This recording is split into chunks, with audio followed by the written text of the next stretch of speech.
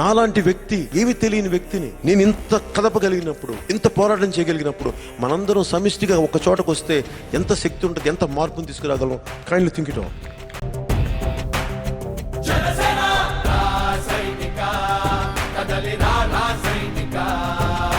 చూడటానికి నేను Eleanor Roosevelt coat ఒకటి ఉంటుంది, do one thing every day that scares you. అంటే ప్రతిరోజు భయపడే పని ఒకటి చెయ్యను, భయాన్ని కాంకర్ చేయడానికి. నాకు ఊహ తెలిసినప్పటి నుంచి నేను దేనికైతే భయపడతానో ఆ పనిని ఖచ్చితంగా చేస్తాను. అంటే అందరూ 8 ప్యాక్ 6 ప్యాక్ మజిల్ మీద ఫోకస్ చేస్తారు, కానీ అన్నిటికంటే చాలా పెద్ద మజిల్ ఆఫ్ కరేజ్. కండలు పెంచవచ్చు, కానీ ధైర్యాన్ని ఎలా పెంచుతాం? రోజు పిరిగితనాన్ని కాంకర్ చేసుకుంటూ వెళ్తేనే ధైర్యాన్ని సాధించగలం. ధైర్యం అంటే భయం లేకపోవడం కాదు, భయాన్ని ఎదుర్కోవటం ధైర్యం అంటే.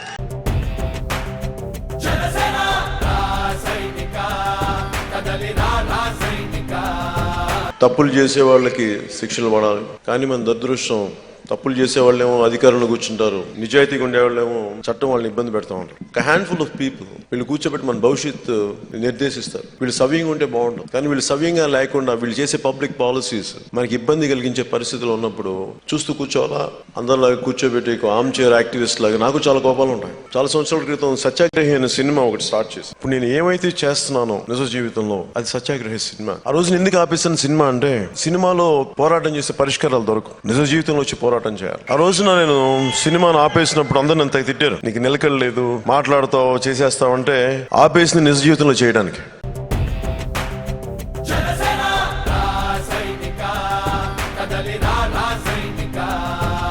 నేనేం చేయగలను నా దేశానికి?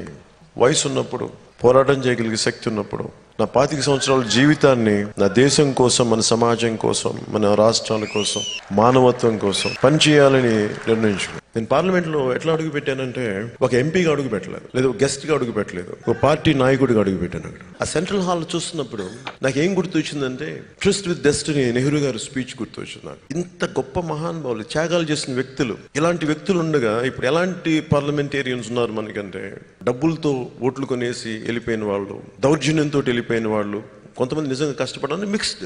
మరి ఇంతమంది ఉండి, ఒకప్పుడు లా మేకర్స్ అంటే లాయర్స్ ఉండేవాళ్ళు, జ్ఞానులు ఉండేవాళ్ళు, చదువుకున్న వాళ్ళు, త్యాగాలు చేయగలిగేవాళ్ళు, ఉన్న డబ్బుల్ని వదులుకోగలిగేవాళ్ళు. ఇలాంటి వాళ్ళందరూ కలిసి మనకి ఫ్రీడమ్ ఇస్తే, నాకు ఇప్పుడు వీళ్ళందరినీ చూస్తే, ఇప్పుడు ఈరోజు కూర్చోబెట్టి నాకు ఇబ్బంది అనిపించింది. ఇది మన కాంటెంపరీ పొలిటికల్ సిచ్యువేషన్. అందరిలాగా నేను చేతులు కట్టుకొని కూర్చోవాలా? సినిమాలు చేసి, డబ్బులు సంపాదించి, ఇంట్లో పిల్లల్ని చూసుకొని, వృద్ధాప్యంతో ఓల్డేజ్లో చచ్చిపోవాలా?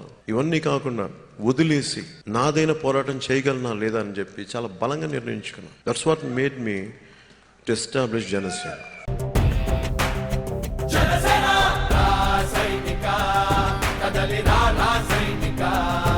ఈ రాజకీయ వ్యవస్థ మనల్ని శాసిస్తూ ఉంటే కళ్ళలో ఎంత బాధ, ఎంత కోపం ఉందంటే, యువతరానికి ఏ సంపద విడిచిపెట్టాం? యుద్ధము, రక్తము, కన్నీరు తప్ప, గాయాలు, బాధలు, వేదనలు తప్ప, కలలు కలలు కలలు తప్ప, పిరికితనం, మోసం తప్ప. నాకు ఈ రౌడిజం చేసేవాళ్ళు, ఈ కరప్షన్ చేసేవాళ్ళు మనకు విలువలు చెప్తా ఉంటే చిరాకు ఉంటుంది నాకు. మనల్ని ఏమో గాంధీజీ గారిని ప్రేమించమంటారు, అంబేద్కర్ గారి దాంట్లో ఏమంటారు, వీళ్ళేమో స్కాములు అవి అడ్డగోళ్ళు చేస్తా ఉంటే మళ్ళీ వీళ్ళకి మనందరం సలాములు చేయాలి, గులాంగిరీలు చేయాలి వీళ్ళకి. నువ్వు నా పార్టీ అయితే ఒక సిస్టమ్ ఒకలా నడుస్తుంది, నీకు డబ్బు ఎక్కువ ఉంటే ఒకలా నడుస్తుంది. ఈ దేశ పౌరులకి అందరికీ సమాన న్యాయం అనేది మన దేశంలో అది కళలో తప్ప ఎక్కడ వాస్తవం ఇక్కడ కనిపించదు. అది నాకు విసుగు. మన ఫౌండింగ్ ఫాదర్స్ వాళ్ళ త్యాగాల మీద కూర్చున్నాం, ఇన్ రిటర్న్ మనం ఏం చేస్తాం? చాలా స్వార్థంగా బతికేస్తాం. నేను నా చుట్టుపక్కల సమాజాన్ని చూస్తుంటే అందరికీ డబ్బున్న జబ్బులు ఎక్కువైపోయినాయి. అందరికీ కష్టాలు నేను ఎలా చూస్తానంటే, ఒక్కొక్క మూలకెళ్ళి తిరుగుతూ ఉంటే వాళ్ళు అడిగేది, మాకొక్క మంచినీళ్ళు ఇప్పించమంట. తాగడానికి మంచినీళ్ళు లేవయ్యా, కొంచెం మంచినీళ్ళు ఇప్పించు.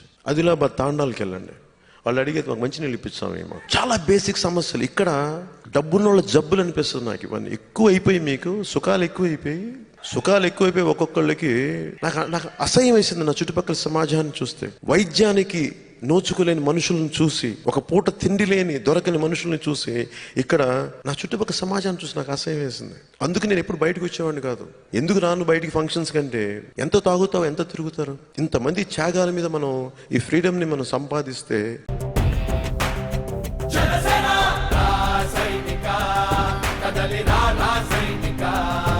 జీవితంలో ఏదైనా చేయగలం. ఒక ఉగ్రవాది ఆత్మాహుతి దాడి చేసుకుంటే నేను భగవంతుడి దగ్గరికి వెళ్ళిపోతాను అనేది కండిషనింగ్. ఎంత బలమైన కండిషనింగ్. నేను ఈ దేశం కోసం సేవ చేస్తాను కండిషనింగ్. నేను రోజు దశాబ్దం పాటు నేను ఎప్పుడు బయటకు వచ్చేవాడిని కాదు నా రూమ్ లో నుంచి. ఈ కళ్యాణ్ పిచ్చి పెట్టేసిందిరా వీడు ఇంట్లో నుంచి బయటికి రావట్లేదు అనుకునేవాడు. నా మైండ్ లో, నా మనసులో ఏముండేదంటే నేను నా దేశం కోసం ఒక బలమైన సైనికుడు కావాలి, నా దేశం తాలూకు దోపిడీని నిలువరించాలి, దీంట్లో ప్రాణాలు పోతే పోగాక. కానీ ఎవడో ఒకడు బలంగా ప్రారంభించకపోతే మార్పు రాదు. One men's courage makes a majority.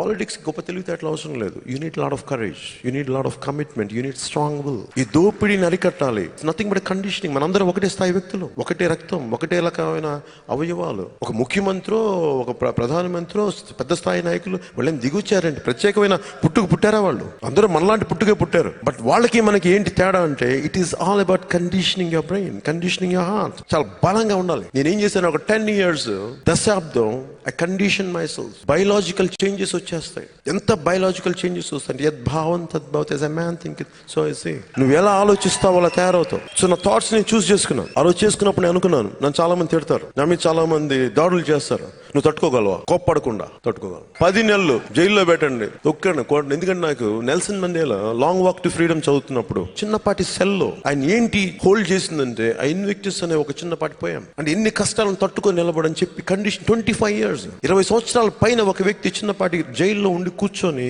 మొత్తం ఏమి చేయలేక వదిలేసిన సౌత్ ఆఫ్రికా అపార్థైడ్ రెజిమ్ పడిపోయింది. ఒక్కడి శక్తి అంత ఉంటుంది. ఒక్కడే. One Nelson Mandela. Don't you ever think that you are all alone. మీరు ఒక్కరు కాదు, మీరు ఒక సమూహం. We are all interconnected. మన అందరం సమూలంగా అనుకుంటే ఎందుకు మార్పు రాదు? ఈ దోపిడీ వ్యవస్థను ఎందుకు మార్చలేము? Why can't we bring back accountability in Indian politics? We can bring back accountability. It is possible. Change is possible. We can make it happen. దానికి నా ప్రాణం పణంగా పెట్టాలని పెట్టేస్తాను. I'm ready for that.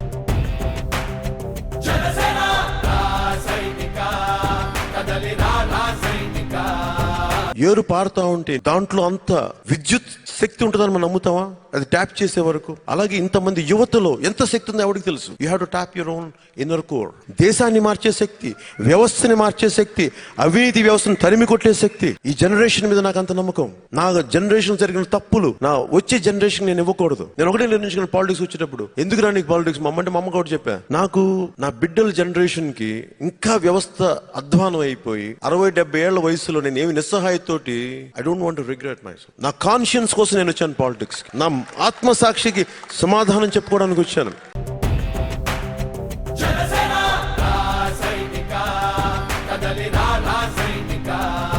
మిమ్మల్ని ఎందుకు నమ్ముతానంటే ఒక దేశపు సంపద నదులు కాదు, అరణ్యాలు కాదు, ఖనిజాలు కాదు, కళ్ళ ఖనిజాలతో చేసిన యువత.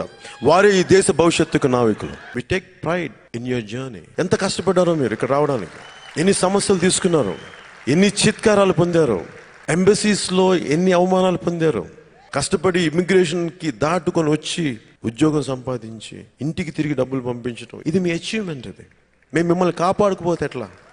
మీకు మేము గౌరవం ఇవ్వకపోతే ఎట్లా?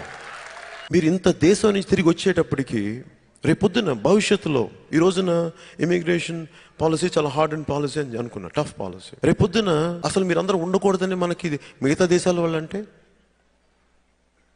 మన రాష్ట్రంలోనే ఒక రాష్ట్రం కాకుండా మీరు వేరే రాష్ట్రంకి వెళ్ళి మనలోనే మనకు అంత గొడవలు వచ్చినప్పుడు, మీరు దేశం కాని దేశం మీరు ఇక్కడ వెళ్ళిపోవాలని ఎవడన్నా మాట్లాడితే, అప్పుడు మీకు ఆశ్రయం ఇచ్చే దేశం ఒకటి ఉండాలి కదా, మన దేశం మీకు అండగా ఉండాలి కదా. అందుకని నేను కోరుకుంటుంది, please take an active part in Indian politics. It's very essential for our own future.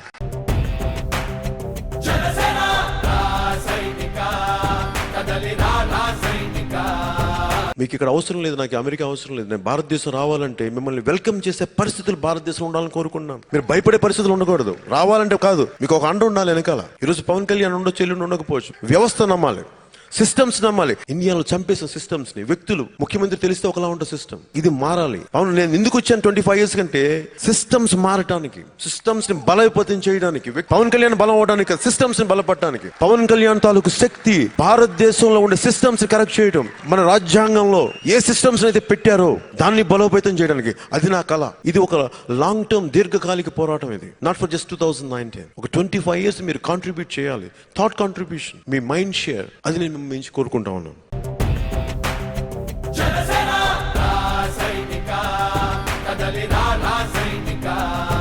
తక్కువ ఆలోచనలు వద్దు. ఐ వాంట్ యు ఇంకా పెద్దగా ఆలోచించండి. ఒక చిన్నపాటి సమూహం, ఒక చిన్నపాటి ఆర్గనైజేషన్, చిన్నపాటి కులం అక్కడ ఆగిపోద్దు. I want you to grow bigger. You are much bigger than that. ఒక ఆర్థర్ షోపెన్హావర్, ఒక జర్మన్ ఫిలాసఫర్, మనిషి తాలూకు గొప్పతనం ఏంటంటే ఎంత స్వార్థంగా అనిపిస్తాడో, తన కులం లేదా తన మనుషులు, తన కుటుంబం అనుకుంటాడో, అవసరం అయితే ముక్కు ముఖం తెలియని వ్యక్తికి ప్రాణం కూడా త్యాగం చేసేస్తాడు అని చెప్పి ఒక 2-3 ఎగ్జాంపుల్స్ కోట్ చేశారు. అది మనిషి తాలూకు గొప్పతనం. అది అందుకనే నా రిక్వెస్ట్, మీరందరూ చదువుకున్న వాళ్ళు, ఎంతో జీవితాన్ని చూసిన వాళ్ళు, మీరు ఎలాంటి ఆలోచన ఉంటుందో ఇట్ ట్రికల్స్ డౌన్. మీకంటే తక్కువ ఆలోచన వ్యక్తులు మీరు చేసే దిశానిర్దేశం వాళ్ళు పాటించేస్తారు. I want you to go beyond caste and creed. I want you to go beyond religion. I want you to go beyond region. మీకు చెప్పేంత వ్యక్తిని కాదు. మీరందరూ చదువుకున్న వ్యక్తులు, జ్ఞానులు, నాకంటే ఎక్కువ చదువుకున్నారు మీరందరూ. మీరు కనుక ఈ చిన్నపాటి ఆలోచన విధానం ఉంటే మనం దేశానికి సేవ చేయలేం. రాజకీయ వ్యవస్థ మారాలి అంటే ఒక వ్యక్తులు సరిపోరు, ఒక కులం సరిపోదు, ఒక సమూహం సరిపోదు. శేషం చెప్పి ఒక దేశానికి ఒక నది చాలదు, ఒక దేహానికి ఒక రక్తనాళం సరిపోదు. మా సంస్థ మారాలి, మనందరం అన్ని ప్రాంతాల నుంచి, అన్ని కులాల నుంచి అన్ని కూర్చోబెట్టి ఆ జాతీయత అనే భావం, మానవత అనే భావం లేకపోతే మనకి సమాజంలో రాజకీయ ప్రక్షాళన జరగదు. నా రిక్వెస్ట్, నా అప్పీల్, ఇన్ని ఆర్గనైజేషన్స్ ఉన్నాయి ఇక్కడ తెలుగు వాళ్ళ మధ్యలోనే. United we stand, divide we fall అంటాం. విడివిడిగా ఉంటే మన రాష్ట్రాలకి మనం ఏం చేయగలం, మన దేశానికి మనం ఏం చేయగలం? సెపరేట్ ఆర్గనైజేషన్స్ ఉన్నప్పటికీ I want you to form one more, a common platform where all the organizations come together for the betterment of the states.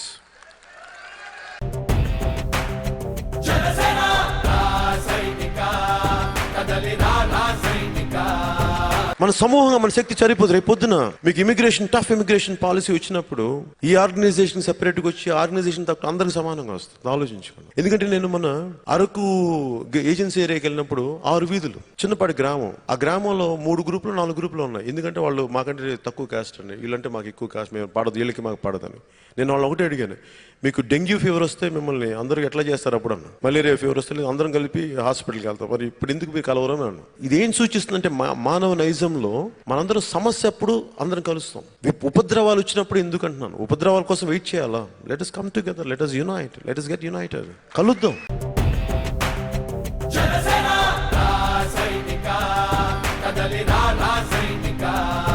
Class war and cost war 2 కలిసి ఉంటాయి భారతదేశంలో. ఎస్టాబ్లిష్ చేసే వాళ్ళంతా ఒక కులం అయితే భూములు తీసేసుకోవాల్సినంత మిగతా down trodden communities. So it also cost war add అవుద్ది మనకి.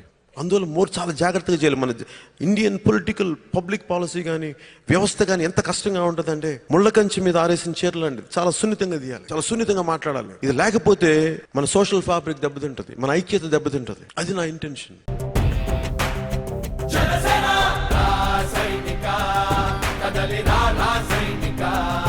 అంటే నన్ను అర్థం చేసుకోవడం చాలా కష్టం ఉంటుంది. ఈ వ్యక్తిని నమ్మచ్చా అనిపిస్తే నేను ఎవరిని నమ్మాలని నేను కోరుకోను. నేను పని చేసుకుంటూ వెళ్ళిపోతాను. నమ్మిన వాళ్ళు నమ్ముతారు, మార్పుని తీసుకొస్తాను. డబ్బులుండి ఇంత వ్యవస్థ కుళ్ళిపోయిన వ్యవస్థలో, అవినీతులతో నిండిపోయిన వ్యవస్థలో, దోపిడీ వ్యవస్థలో జనసేన నిలబడగలదా అంటే ఏమనిపిస్తుంటే నాకు ఇప్పుడు నేను చాలా ఆశావాదిని. ఇన్ని తప్పులు చేసిన వాళ్ళు వాళ్ళే అంత ధైర్యంగా ఉంటే, కరప్షన్ చేసిన వాళ్ళు వాళ్ళే అంత ధైర్యంగా ఉంటే, ఏ తప్పు చేయని మనం ఇంకెంత ధైర్యంగా ఉండాలి, ఎంత బలంగా ఉండాలి, ఎంత నిర్భీతితో ఉండాలి, ఎంత నిర్భయంగా ఉండాలి. మనం సాధించకపోతే ఇంకెవరు సాధిస్తారు? జనసేన సాధించకపోతే ఇంక ఏ పార్టీ సాధిస్తుంది మార్పు?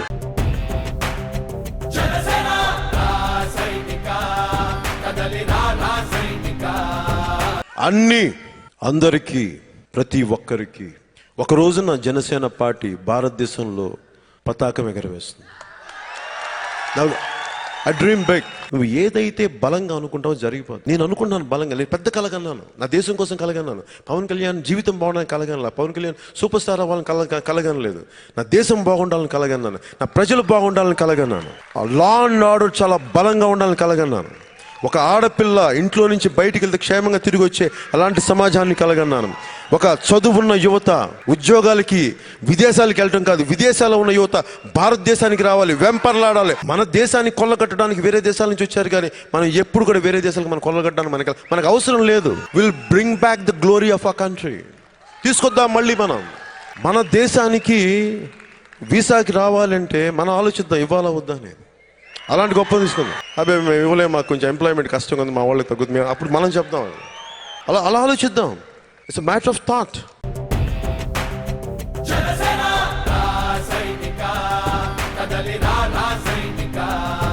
నేను నా దేశం కోసం పిచ్చి కలలు కంటాను. కలలు కను కలలు కను కలలు కను కలలు కను కలలు కను. నీ కళల్ని తొక్కుతూ నడుస్తున్న కాళ్ళని ఖండించే వరకు కలలు కను కలలు కను కలలు కను. మా కళల్ని తొక్కుతూ నడుస్తున్న ఎవరు ఖండించే వరకు కలలు కందాం. ఎందుకు జరగవో చూద్దాం. నేను చెప్తున్నాను, one day I'll come back to US, but not like this. In the most powerful position, we will come back to US. We will come back. I'm telling you today. నేను కల కన్నాను.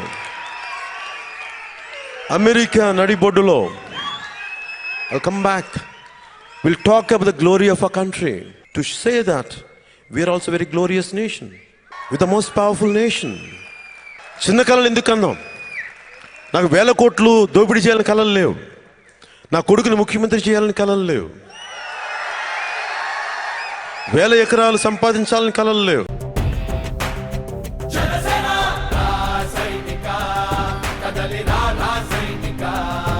What is my strength, what is my power అంటే నా belief, నా faith, mad faith.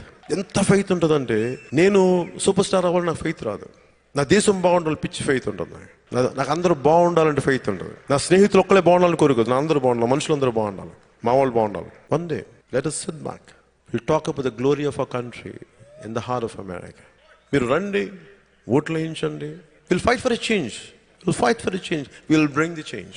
చాలా కష్టాలు ఉంటాయి మనకి, చాలా ఇబ్బందులు ఉంటాయి. వీళ్ళు తట్టుకోగలరు. ఇంత డబ్బులు పెట్టేస్తారంట, కాన్స్టిట్యున్సీకి ఇన్ని కోట్లు పెట్టేస్తారంట. జనసేన తట్టుకోగలదంటే మార్పు వద్దామని సమయం వచ్చినప్పుడు ఎవ్వరు ఏది ఆపలేరు. సునామీలో కొట్టుకెళ్ళిపోతారు.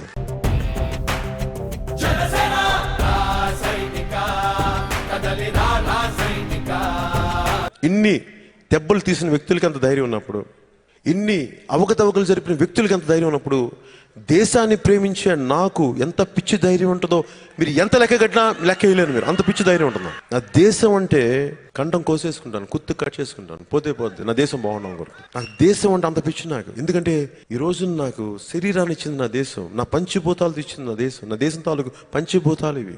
ఆ మట్టిలో పుట్టినవాడిని, ఆ గాలిని పీల్చినవాడిని. నా జీవితం, నా శ్వాస నా దేశానికి కాకపోతే ఇంకెవరికి, నా ప్రజలకు కాకపోతే ఇంకెవరికి, మా వాళ్ళు కాకపోతే ఇంక దేనికి.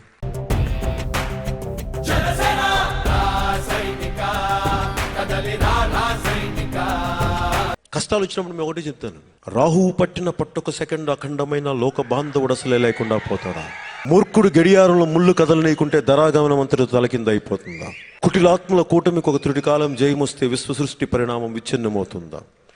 ధనుజులోకమేకంగా దారికడ్డంగా నిలుచుంటే నరజాతి ప్రస్థానం పరిసమాప్తమవుతుందా?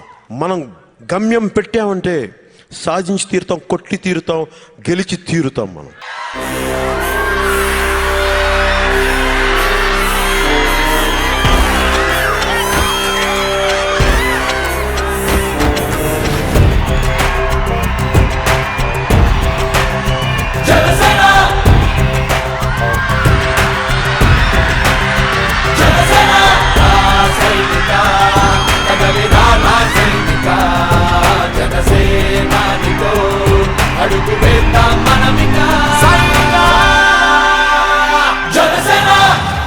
भारत माता की, भारत माता की, भारत माता की जय हिंद.